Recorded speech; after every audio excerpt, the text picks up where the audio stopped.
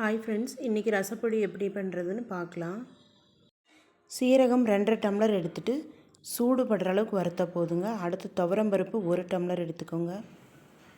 5 நிமிஷம் மீடியம் ஃப்ளேமில் ஸ்டவ் வச்சுட்டு வறுத்து எடுத்துக்கோங்க.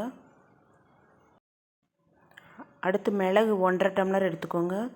இது அப்படி தான் சூடு படுற அளவுக்கு வறுத்தா போதுங்க. அடுப்பு ரொம்ப மெதுவாக வச்சு வருங்க. வெந்தயம் 1 டீஸ்பூன் எடுத்துக்கோங்க. மல்லி 1 டம்ளர் எடுத்துக்கோங்க. கட்டி பெருங்காயம் பெரிய நெல்லிக்காய் அளவு. மஞ்சள் கட்டை விரலி மஞ்சள் சேர்க்குறீங்கன்னா 4 பீஸ் போட்டுக்கோங்க. கட்டி பெருங்காயத்துக்கு பதிலாக பவுடர் பெருங்காயமாக இருந்தால் 1.5 டீஸ்பூன் அரைக்கும் போது சேர்த்துக்கோங்க.